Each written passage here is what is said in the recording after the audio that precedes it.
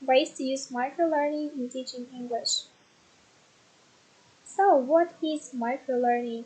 Microlearning is an instructional unit that provides a short engagement in an activity intentionally designed to elicit a specific outcome from a participant. Hermann Ebbinghaus found that strictly memorized information can be recalled much more easily after learning it again, even after a significant time without using it. Arnold Turgerson defines this holistic approach for skill as a piece of learning content that can be consumed in no more than 5 minutes.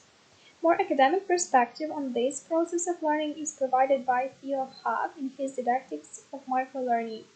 Haag primarily defines microlearning as not being meso, which is an intermediate level of learning design, or course level, other words, or macro, which is at the global or overall curriculum level.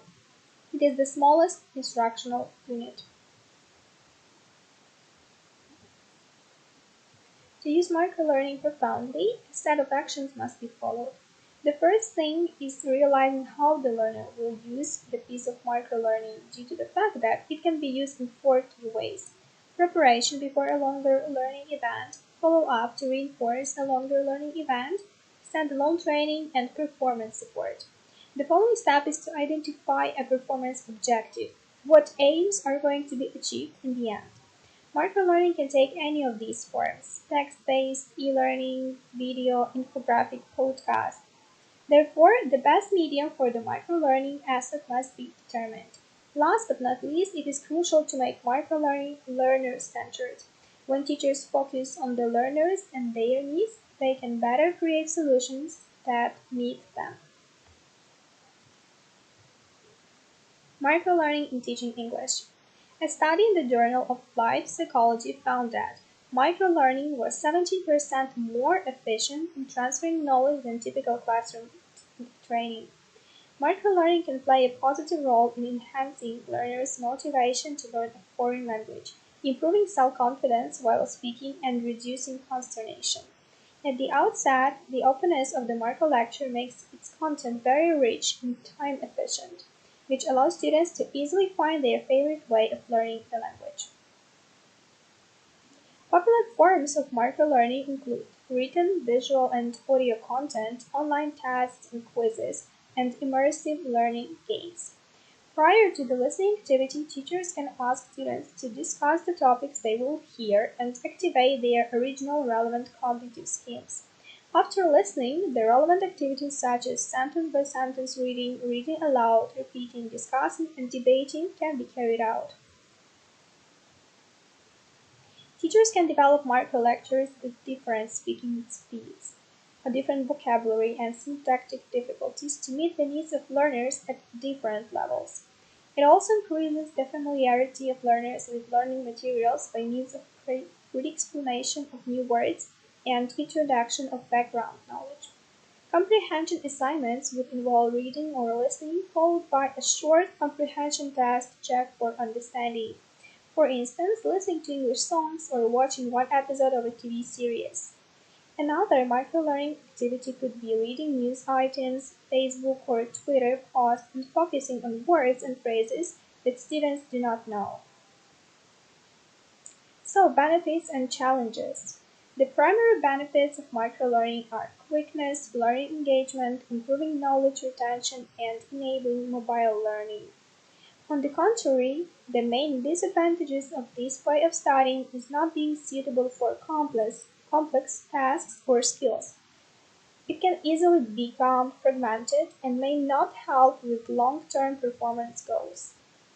The study has scientifically proven that the human brain retains more information when it stays focused for shorter periods of time than when it is forced to sit through hour-long classes.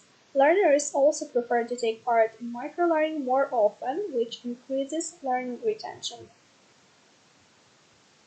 Learning is always available. So Ben Knight, a director of PLT research at Cambridge, says that a motivated adult learner requires 100 or 150 hours of guided learning in order to get from A1 to A2.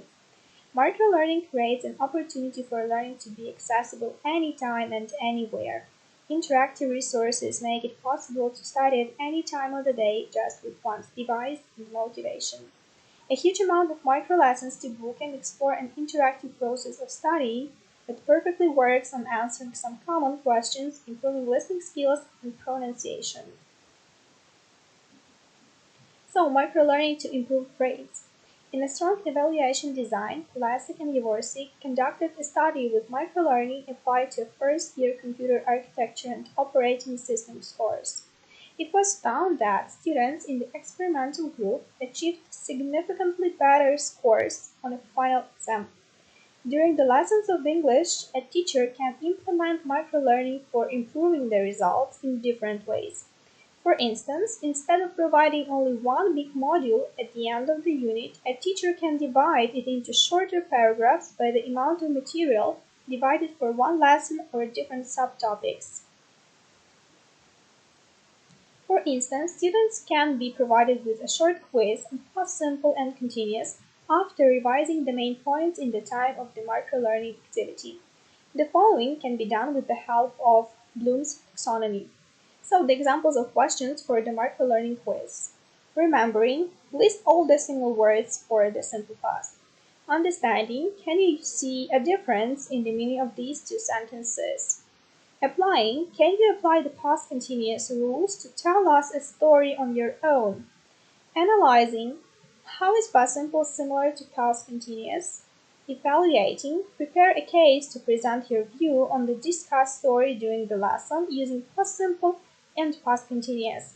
Creating, write a TV show, play, puppet show, role play, song, or any kind of activity that you would like to using the two tenses. Language and technology have been deeply intertwined ever since the invention of writing, some 5,000 years ago. Apps offer adjustability to learners' schedule and quick content delivery to promote collaboration. Therefore, communication among peers could be increased and students could learn more from each other. Besides, apps can also stimulate independent, cooperative learning. For example, Duolingo is an easy-to-use application usefully built as a game with levels, repetition, following grammar translation that can offer extra activities or complement a course. The exercises are divided into lessons and skills that emphasize mastering vocabulary and grammar.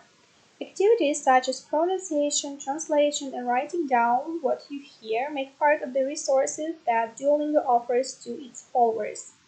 Duolingo offers immediate feedback and the opportunity to have a discussion part where the users can give comments on particular cases and talk about the meaning of the sentences.